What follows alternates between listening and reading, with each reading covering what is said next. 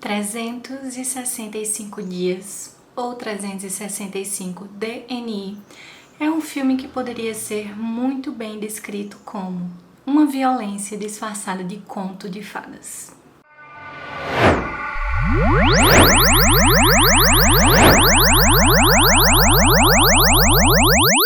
Se você ainda não viu esse filme, deve estar se perguntando por que eu falei isso. Por que, Germana, está todo mundo falando tão bem, todo mundo dizendo para eu assistir esse filme que tem cenas de sexo muito picantes. Então vamos lá, se prepara que esse vídeo tá cheio de spoiler. Porque, minha gente, foi o filme que mais me deu raiva de assistir esses últimos tempos. O pior filme que eu já assisti, o filme mais desnecessário, que não deveria nem existir. Que a existência dele poderia ser muito bem enterrada em qualquer canto, assim, porque totalmente desnecessário e vocês vão entender o porquê. Antes de tudo, eu queria deixar aqui mais uma indignação, que esse filme, desde que ele foi lançado aqui no Brasil, na Netflix, ele não sai do top 10. Sempre tá ali em primeiro lugar. Hoje eu fui olhar, ele tá em segundo lugar. Quando eu assisti, estava em primeiro. Antes de assistir, eu já tinha lido algumas críticas, então eu já assisti com aquele pé atrás, mas eu disse, vamos ver o que é que tá todo mundo falando, todo mundo gostando tanto desse filme. E pra você que não assistiu, ou pra você que já assistiu, assim como eu, mas pra relembrar o panorama geral aí desse filme, se localizar um pouquinho, vamos lá só contextualizar a história. Um dos personagens principais, que é o gostosão, né, que tá todo mundo falando, é o Máximo. Máximo, ele é um bilionário, chefe do tráfico. E aí, a família dele também é toda envolvida no tráfico, enfim, só coisa ruim mesmo. Porém, ele é bonito e gostoso, então a galera gosta dele por isso. Ah, e ele é branco também, então todo mundo gosta dele por isso. E temos, por outro lado, também Laura, que é aquela personagem belíssima, uma mulher muito maravilhosa, e que a gente já vê ali que ela tem um relacionamento meio esquisito com o namorado, o marido dela, ele não dá muita atenção pra ela. No início do filme, ela já sofre uma questão lá de machismo no trabalho, enfim, fica lá meio escanteada. E aí a gente começa o filme por isso. A primeira cena, uma das primeiras cenas, já é Máximo lá conversando com o pai dele numa praia, onde o pai dele é morto. Spoiler, eu avisei que tinha. E aí, nesse mesmo dia, ele vê uma mulher assim na praia, que essa mulher era Laura. E ele fica apaixonado por essa mulher. Pronto. Nunca mais viu, nunca ouviu falar, não trocou uma mensagem, não adicionou no Facebook, nada. Se passaram 5 anos e esse homem desenvolveu uma paixão doentia, ficou obcecado por essa mulher durante esses 5 anos. Quis procurar ela por todo lugar.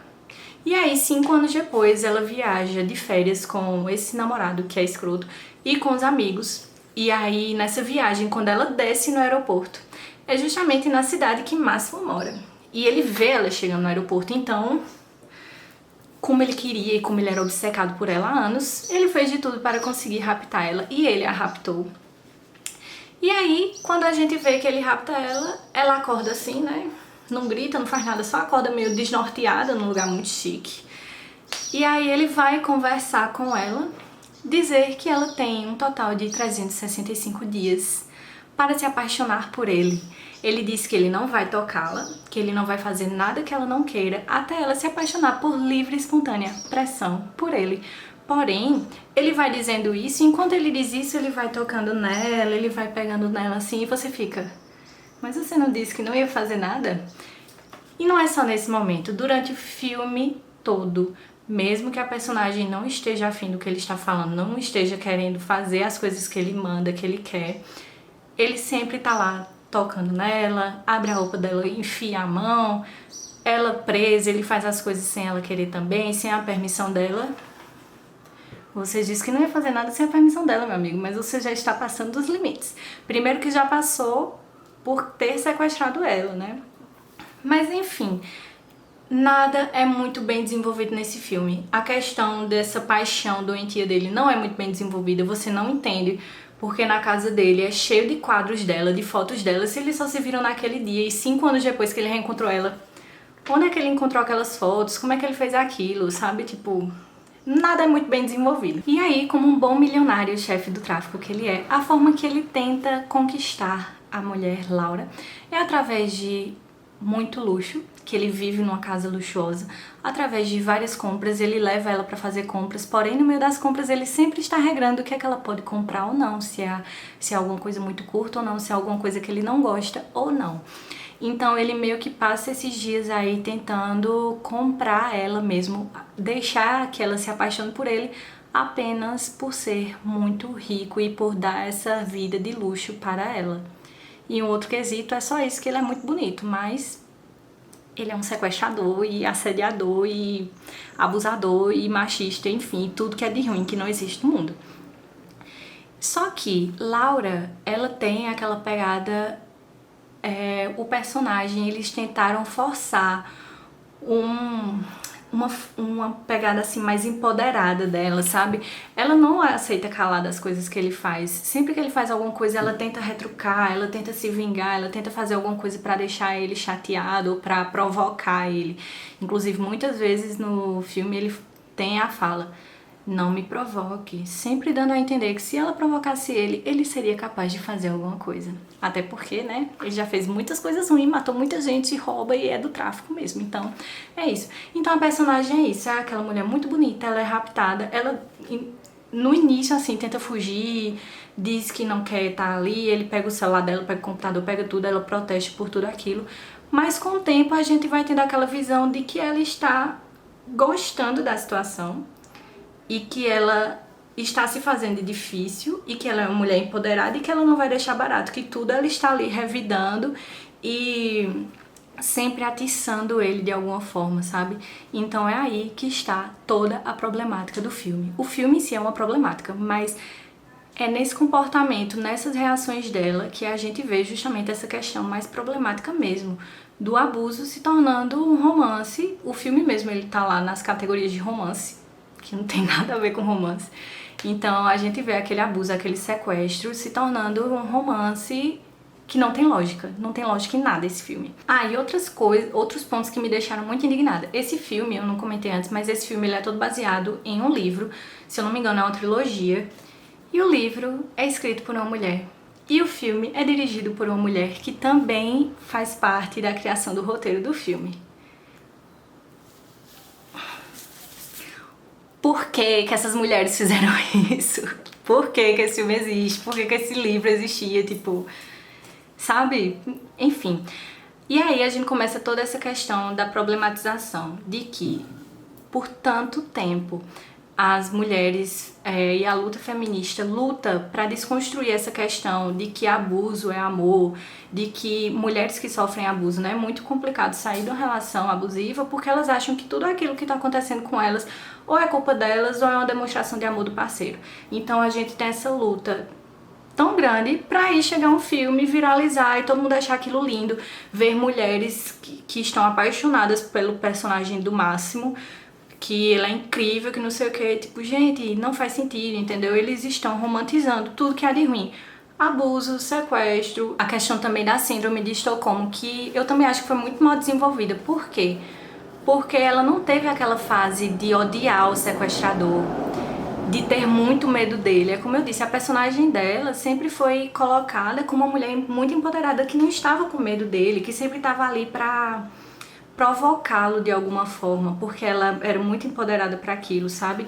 Então, voltando um pouco ao filme, com o tempo, ela se apaixona por ele. Ela não precisa nem dos 365 dias para se apaixonar por ele. Depois de vários abusos que ele cometeu com ela, depois de ele prender ela em 2 cenas, assim, que eu me lembre, ele deixou ela presa. Uma das cenas, ele estava no avião, foi conversar com ela presa no avião, porque ela não queria fazer essa viagem. Ele vai e enfia a mão dentro da calça dela. E tudo isso com o discurso de que ele não ia fazer nada sem a permissão dela. E em outra cena, eles estão no hotel e aí ele chama ela no quarto dele, ou ela vai no quarto dele, enfim. E aí ele tenta fazer as coisas lá com ela, mas ela não quer, porque ela sempre deixou claro que ela não quis. Mas aí a diretora do filme sempre faz com que a gente ache que no fundo ela quer, mas ela está fingindo que não quer pra se fazer de difícil, sabe? E aí ela tá lá, vai querer ir embora, quando ela quer ir embora o quarto já está fechado, ele prende ela na cama e faz ela assistir ele tendo relações com outras mulheres. e tipo, faz assim pra ela, olha aqui o que é que você tá perdendo. Em momento nenhum ela esteve interessada, você sequestrou ela, entendeu? Tipo, isso é muito problemático. E aí a gente, pronto, certo? É só isso que eu queria contar sobre o filme, até porque o filme não tem muito conteúdo, o roteiro é super raso, a história ridícula, tudo ruim. E aí acontece tudo isso, né? Ele tem essa paixão platônica por ela, sequestra ela. Com o tempo, depois de vários abusos e de comprar ela com coisas caras, com festas, com banquetes, com roupas e compras, ela se apaixona livremente, por livre e espontânea vontade por ele. E aí a galera fica... Esta é a lista de com roupas e compras num raio de 500 metros. Eu acho que o Google está me espionando, enfim. E aí ela se apaixona por ele, e aí é esse momento que muitas pessoas começaram a torcer pelo casal e pensar, nossa gente, que coisa linda. E aí quando acontecem também as várias cenas de sexo, e eu não vou mentir que se fosse um filme comum, que não tivesse toda essa problemática, ia ser um filme super top, um filme erótico assim super top, porque as cenas realmente não tem como você dizer que não foi legal, porque foi bem legal. Mas gente... sabe, se tirasse todo o resto do filme, deixasse só isso assim, ok. Só que não romantizem, porque era um cara gostoso e porque era um cara rico e branco, sabe? Eu fico me perguntando, e se esse Máximo fosse um traficante negro da favela e aí ele fosse e sequestrasse uma mulher, vocês estariam romantizando esse filme? Vocês estariam achando o máximo? Vocês estariam postando, eu quero o máximo pra mim? Fico pensando, se fosse um cara feio e pobre também, se teria toda essa repercussão, se todo mundo estaria apaixonado por esse personagem. Vocês se deixam levar justamente por essa parte estética de que é um cara, né, gostoso lá e tal, e achar o filme incrível, mas não é, vocês têm que entender tudo que tá por trás dessa questão do abuso e que a gente vive nessa sociedade machista e patriarcal, que a gente tá sendo sempre conduzida a aceitar tudo que os homens fazem de ruim com a gente e pensar, ele fez isso porque ele me amava, mas não é isso. Então, eu tô com tanto ódio no coração que eu não sei mais nem o que falar, mas esse vídeo eu falei só pra dizer o que é que eu achava mesmo desse filme. Eu tô aqui com as minhas anotações que fui fazendo. Deixa eu ver aqui se tem mais alguma coisa pra falar. Enfim, é isso. Eu só queria deixar esse alerta aí pra vocês. Não romantizem abuso, não romantizem esse filme. Alertem outras pessoas que estão achando o máximo esse filme, porque ele não é um máximo, ele é um lixo, que não deveria nem existir. Porque ele é um gatilho muito grande para mulheres que sofrem abuso ou para mulheres que não sofrem, porém não problematizam essas causas, e elas acham aquilo normal, porque é um cara muito rico lhe comprando ali com dinheiro e com sexo, e só que ele lhe sequestrou, ele lhe abusou, ele lhe manteve em cárcere privado, mas você realmente se apaixonou por ele. É um amor genuíno e puro, sabe? Então a forma que a diretora, a forma que a escritora dessa história romantiza essa questão do abuso e deixa a personagem lá sempre como que estivesse aceitando as situações, isso tudo é muito problemático, isso tudo é muito horrível de se ver. Como eu disse antes, existe uma luta grande para desconstruir essa questão de que abuso não é amor. E aí as pessoas começam a assistir esse filme e ficam dizendo que é uma coisa incrível, gente. Não, apenas parem e reflitam, tá? Então esse era o vídeo de hoje, só pra deixar um pouquinho com vocês o meu ódio sobre esse filme. Me digam aí nos comentários o que é que vocês acharam também, se vocês concordam comigo, se vocês discordam. Vamos conversar um pouco sobre esse filme. Me digam o que é que vocês acharam do filme. Se alguém lê o livro também, fala aí se é um pouco parecido. E tem muita gente comparando esse filme. Muita gente foi assistir porque disseram que era o novo 50 Tons de Cinza. Não tem nada a ver. Ok, 50 Tons de Cinza também não gosto, mas não tem nada a ver. 50 Tons de Cinza, pelo menos é aquele negócio lá, que ele fez um contrato, ela foi e aceitou. Mas esse não, ele só sequestrou ela mesmo e disse, tem contrato não, minha filha, você vai se apaixonar por mim, eu vou lhe abusar e você vai achar bom e a galera vai gostar. E foi isso que aconteceu nesse filme.